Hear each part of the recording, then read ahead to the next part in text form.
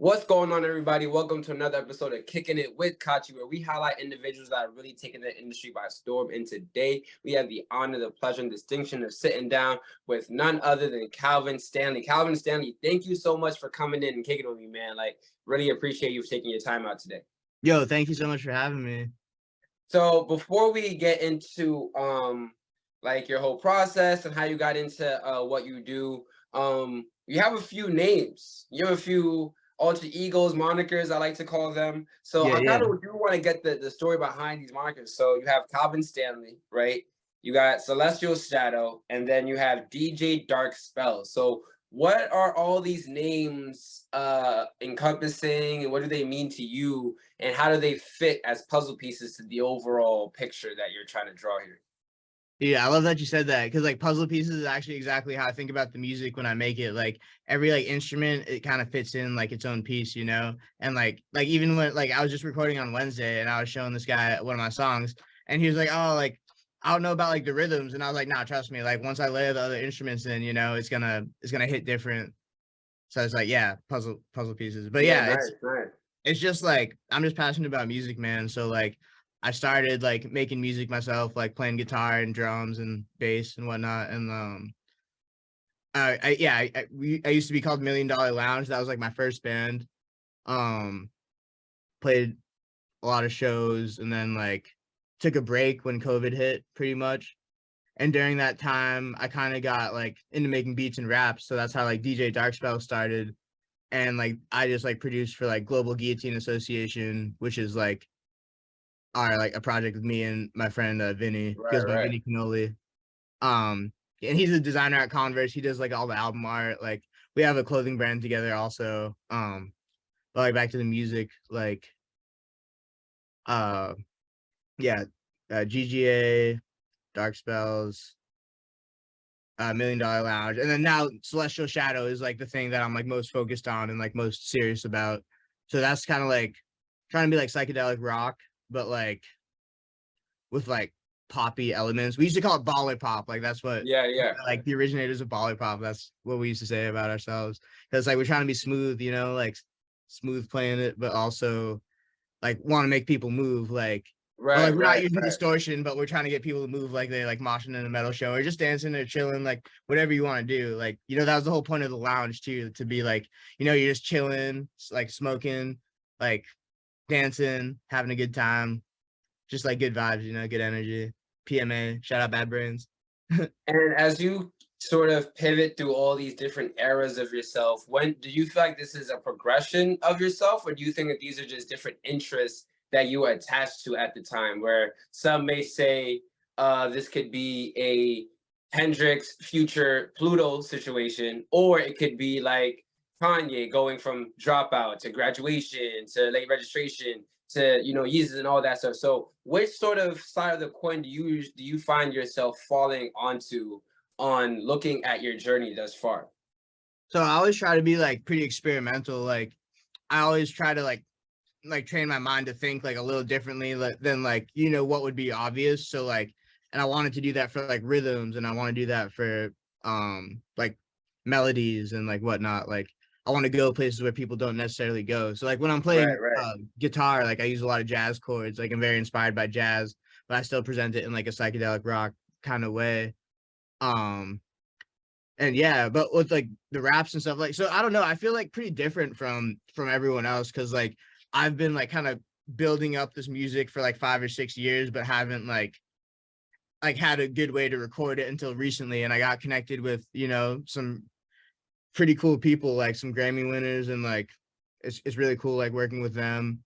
Like I'm at the studio space right now, and I'm sorry about earlier. Like someone started lawn mowing like outside right when, and we had the door open, so Oh, like that's all good. yeah. But yeah, the space is really cool, and like we're connected with like Gateway Mastering, which is like Bob Ludwig, who's mastered like everything, and like Right, right. Adam Mayan, who's like just like crazy good. I actually took a class with him, and I got to tour the studios like a while back, and yeah, it was super cool.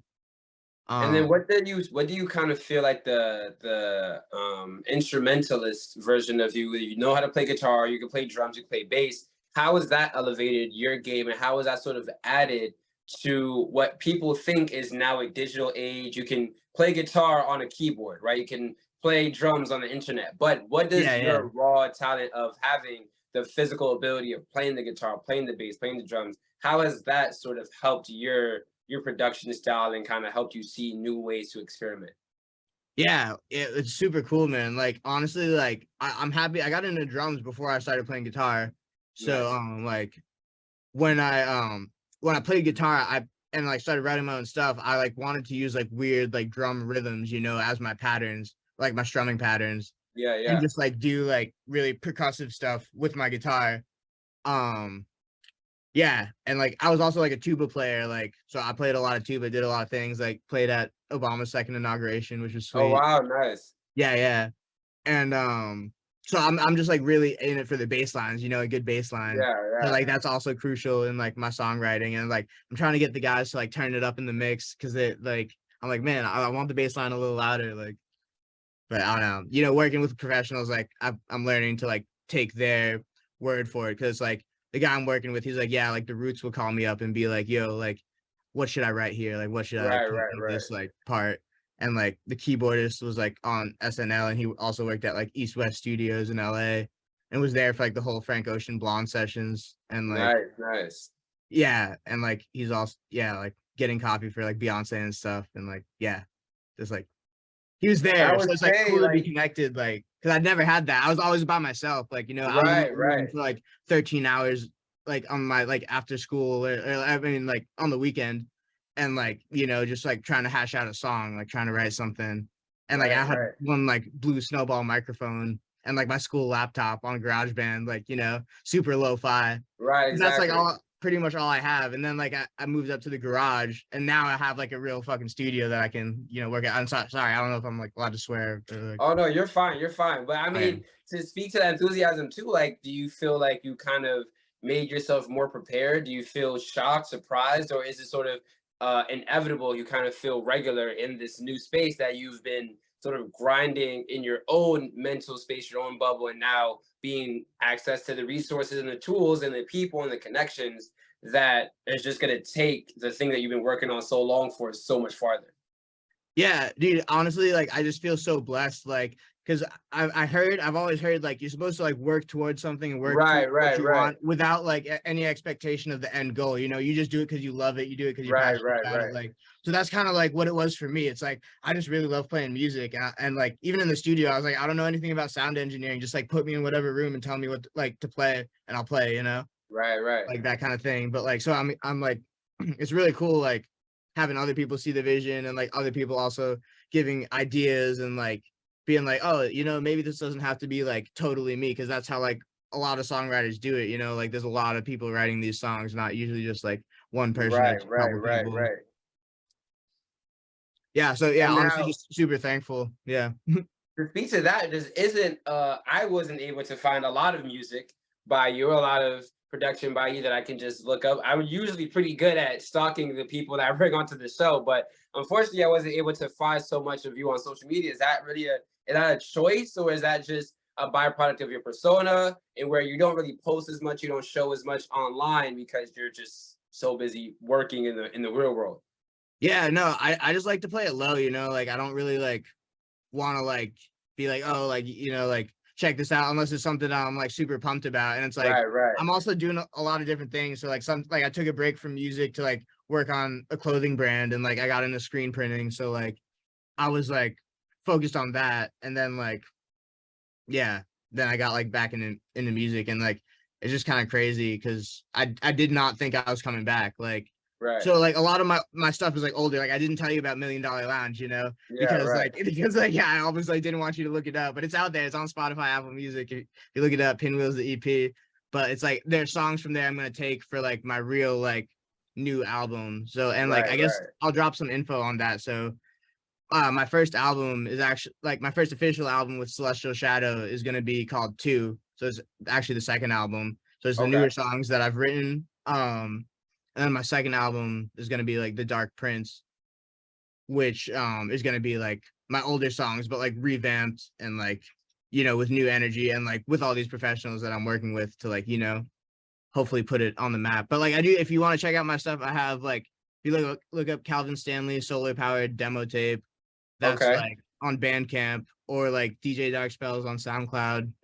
Um, and then yeah, other than that, like there's like one Celestial Shadow song I put out on Apple Music and like Spotify and all that, just to like secure the name. And Right, then right. yeah, and then hopefully this summer, like my first single, Sacred Flames / Rhythm Sections Revenge, is gonna be out. So it's like 2 songs. It's like Sacred Flames is like the first part, and then it goes into an instrumental, which is Rhythm Sections Revenge. And we're just trying to get real crazy with it. Okay, okay. I mean, that was, like you said, a lot of information you just dropped right there. So if anybody that's watching right now, if you want a quick rundown, make sure you check out the first 2 albums for Celestial Shadow coming out later this year, Two and Dark Prince. If you also want to look at previous work, look up DJ Dark Spells on SoundCloud, look up some Celestial Shadow, Solar Powered on Bandcamp, as well as I think 1 or 2 songs, as you said, on Apple Music and Spotify. If you do want to go look up and check into the deep dives, because he glossed over it, but I have a great memory, Midnight Lounge. You can check the Pinwheels EP on Spotify and Apple Yeah, Music if yeah. you want to check into the deep dive for my boy Calvin Stanley. And if you want to also check out the clothing brand that he's been mentioning, we're gonna get right into that, talking about Dream Cycles. How did that sort of come about? What is the story behind that? And how did you sort of get it off the ground from idea to execution? So like we were just really focused on like, making like something based off of like me and my homie Vinny, we're just like always dreaming of something better, like I don't feel like we're like anyone around here, like around us, we try to be in our own lane, like keep our own energy to ourselves and like, do our own thing. And like, yeah, he just like or like we just started like thinking like what like I was like, what if I start screen printing? Like I saw this job Right, right. opportunity and I asked them, I was like, so could I do like my own stuff here at cost of production? And he was like, yeah, definitely. Wow.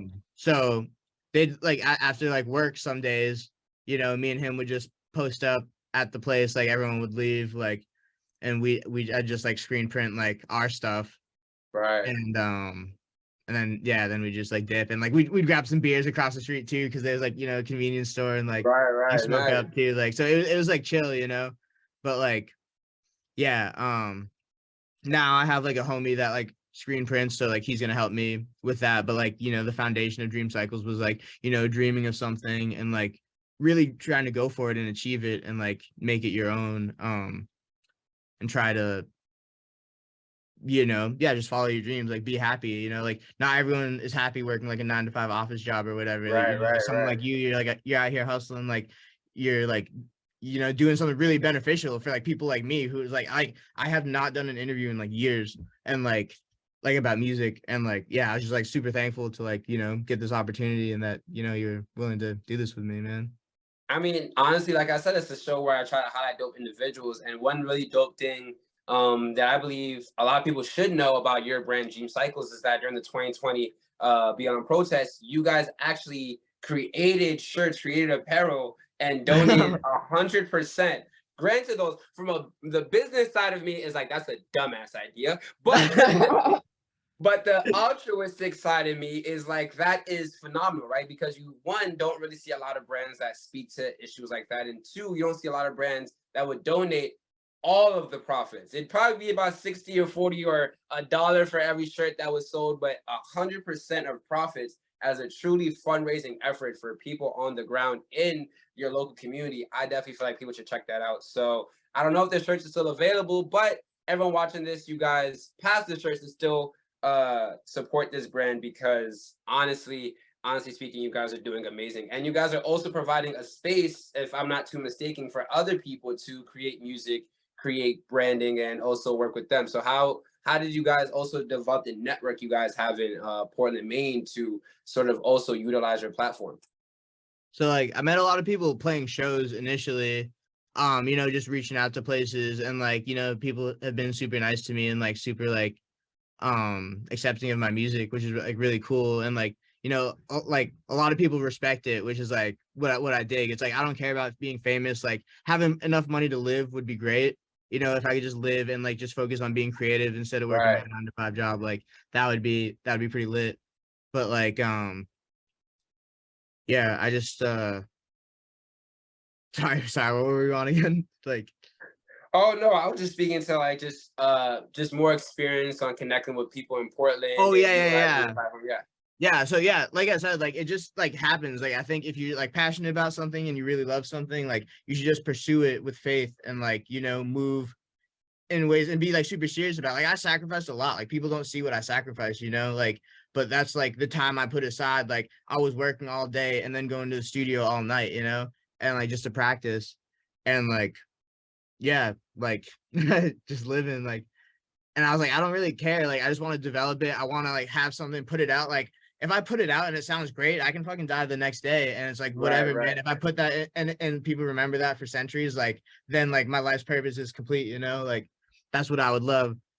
But yeah, like, yeah, I just want it to be like great. And I want to see like the vision that I hear in my mind. Cause that was like the biggest thing with $1 Million Lounge and like my older demos. It's like I heard it one way in my mind, but the way I was executing it, like Right, recording, right, it right, just wasn't right. coming out that way. But now that I'm connected, like it's different. And it's like super You lucky. got some Like more trained ears in the room, right? exactly, yeah. And it's like it's crazy. We have some good shit here in Portland, Maine. Like, dude, like Gateway mastering, like that's top notch. Like Right, right. they're up there. Like yeah, like Bob Ludwig, he did like Queen. I'm pretty sure he did like Jimi Hendrix and the Beatles and stuff. Oh Like wow. out of my end, he's done like Pearl Jam, like Carrie Underwood, like all kinds of like Lana Del Rey. Like they do, yeah, everyone. So hopefully they can do my record too. Right. And like hopefully they'll cut me a deal since I'm a local. Right, right, right. And I mean that's great too in the idea that a lot of people don't think that such great music and even great talent or great people or whatever have you can come out of a place like Portland, Maine, right? If this idea, this backwater place in the United States. But those are the places where people are the hungriest to be seen, essentially, where they're the hungriest to show that there's talent where they're from, that they show there's music, there's dance, there's art, there's vibrancy where they're from. And then now looking forward, you did drop a couple projects, a couple singles that we have to look forward to. So what other things or what things concretely do you want to share about your brand, about Dream Cycles, or even about Celestial Shadow, DJ Dark Spells, either or, to just let us look forward to in the next coming months and by the end of the year?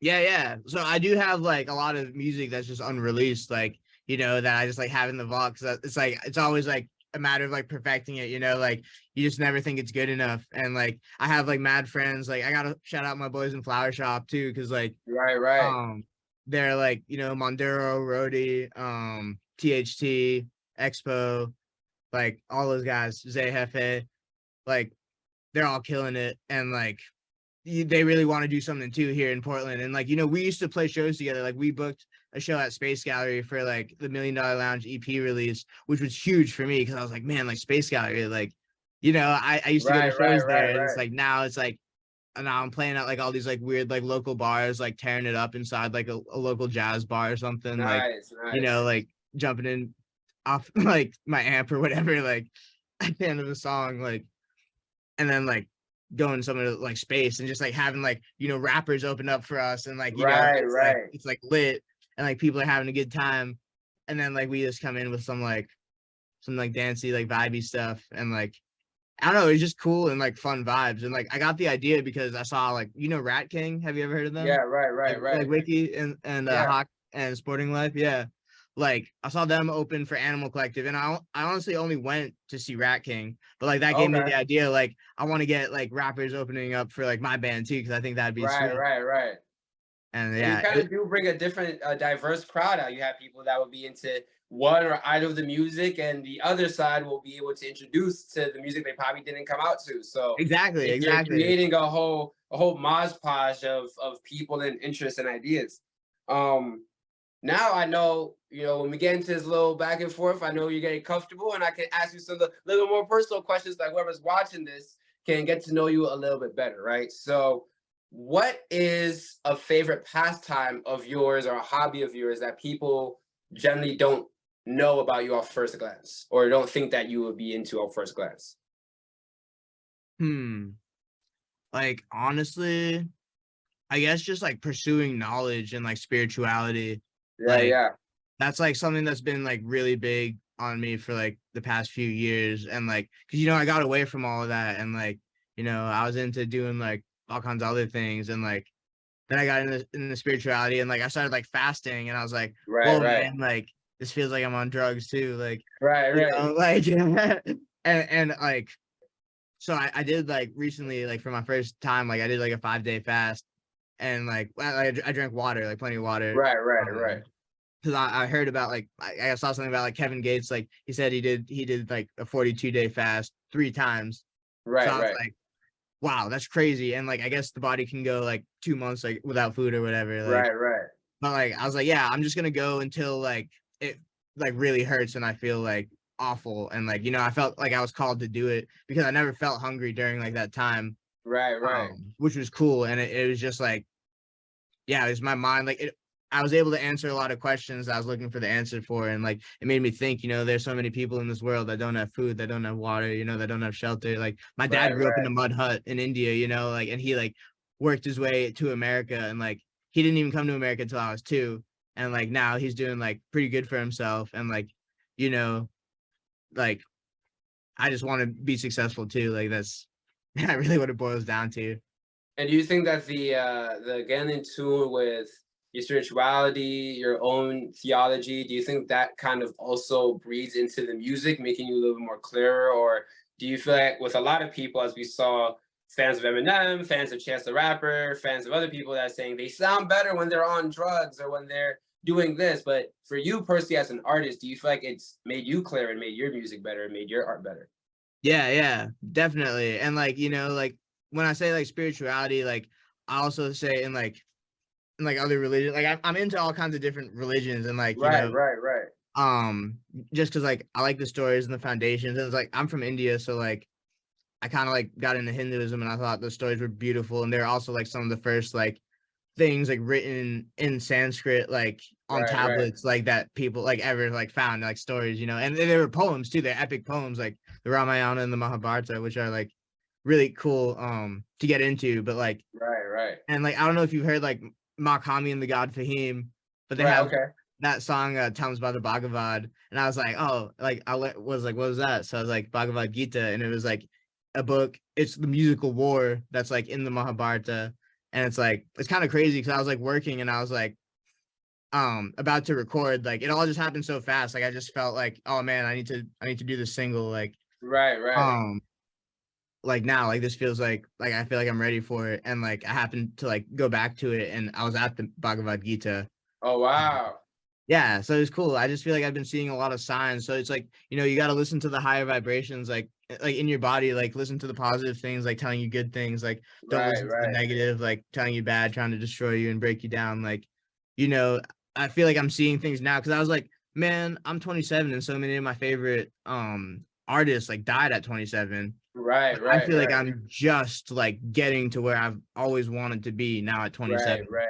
So like we'll see where it goes from here. But like either way, I'm just like super happy that like I've at least personally achieved on the inside, like, what I've wanted, and like hopefully I can execute and make people see like the music like externally. Nah, that's beautiful, man.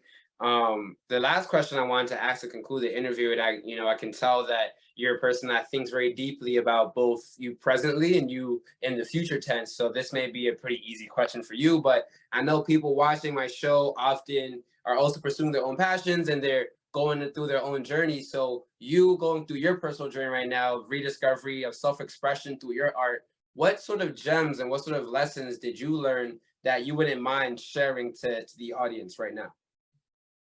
So, just like always be humble. I think that's important. Like there's always gonna be someone like better than you. There's always gonna be someone like, you know, doing things like, don't focus on that. Focus on yourself. And it like if you can't like really fix other people, you can only like work on yourself. So, Right, I'd say just like try to be the best person that you can be. Like try to be a positive like person in this world, and like hopefully like the world will recognize that and give it back to you. And it's gonna take time because it's like, man, right. I wanted this since I was like 16, like making music, and now it's like 11 years later. I'm like, I just I feel like so good, man. Like so Right, close. Like right, this right. was like my first like real studio session where I'm like working with people and it's like, all right, like I hit the guitar line and then I like run in the booth real quick to sing. And then like at that point, like someone's on the drums already, like working in the other room. And then like I'm like, oh, this drumming sounds so good. Like I run the bongos out and start like Right, playing right. bongos. And like, you know, it's just like it's just crazy. And we're just like feeling everything out and just like really getting into it. And like we're gonna like take our time with it and just like make sure like it's a good cut. Like Jimi Hendrix, like that's like he's like my biggest influence. And you know, the guy I'm working with, Dave Gutter from like Rustic Overtones and Paranoid Social Club, like shout out to him because he's amazing. Like he Right. just won a Grammy for like a song that he wrote. Like it was an Aaron Neville song. Um, but like that song won and he wrote it and after that, dude, he just got so connected with so many people too. Like, so it's Right, crazy. right. He got this Native Instruments like sponsorship that like only like Odd Wow. Future has or something like Tyler and Earl. So like he gets like their whole like sound library for free and like That's crazy. yeah, just some other like really cool musicians. But it's like and he just deserves it, man, because his songwriting's so good. Like I'm sorry to like go off of me, but like look at Dave Gutter, man. Like he's put out so much great music and like didn't I feel like he just hasn't gotten recognized for it and like he really understands like the intricacies of life. If you hear like his songs, like he has a song The Poet where he's like, oh, I wasn't meant for this era. Like, and that's how I've always felt, you know, like I don't Right, feel right, like I right. belong in like this world, but like I do want to bring something to it that like, you know, will help people or like change the way people might, you know, view things and just like try to make the world a more positive place. Like we should all just be having fun and like being happy. Like why do we have to be at war? Like, you know, we Right, should all be right, at right. peace and like, oh yeah, keeping your inner peace. I think that's the most important thing for a person to do. Like to close out with that, like, yeah, it's the most important thing to just have your inner peace and like don't let anyone take that from you because like that's what'll keep you going, you know. Nah, and honestly, I can't think of a better way to end off the interview than that, man. Like you have definitely shifted my perspective and brought more positivity to my life through this interview. So thank you so much for, like I said, taking the time out to talk to us about your journey and congratulations on working so hard and finally seeing I'm not gonna say your dreams because this is just a sliver of what I know your bigger picture is. So getting to that first step and stepping into those doors, into those rooms, and being at those tables, I know it's a great feeling. So congratulations to you, man. Definitely. Yeah, thank you so much. And thank you so much for having me. Thank you for being so positive and like so encouraging and like, you know, plugging me up too. Like I'm excited, man. Like I said, I don't do interviews and stuff like this. So like this is gonna be like pretty cool to like hopefully look back on once, you know, some music's out and I got your numbers. So I'll definitely send you what we're working on. Or yeah, definitely send me the unreleased music. Hey, if you know my show, you know I love secrets, I love snippets, I love unreleased. Send it all to me. We definitely go promote on the page. And anytime that you want to do this again and get an interview, I'd be happy to talk to you, man. Like this was a dope conversation. I'm ready to have another one. So Awesome, man. Love thank it. you Me guys for too. another episode of Kicking It with Kachi. And thank you guys for really sitting down and being with me in King Kachi. We've been to a lot of episodes, if Calvin, if you didn't know. So thank you for being the next step in building this page, building this platform. You guys can check out this interview at the DC Voice on Instagram and on YouTube. You can check out my boy Calvin Stanley. That's Cal Stanley, if I'm not mistaken, on the Instagram. Oh, DJ Dark Spells, yeah. DJ Dark Spells. There we go. DJ Dark Yeah. Spells on Instagram. Like I said, you can check out all those different names: Midnight Lounge, Shadow. Celestial Shadow, DJ Dark Spells, Calvin Stanley, Dream Cycle, all these Global brands. Guillotine Association. Yes, you need to check out all these brands. First of all, you just gotta go to Portland, Maine, and just go hit my boy up. That's what you guys gotta go do. He seems real accommodating. I don't know if he got a big house, but he seems like he'll take you out to dinner. Yo, guys, I'm out of here. It's been another great episode of Kicking with Kachi. Peace.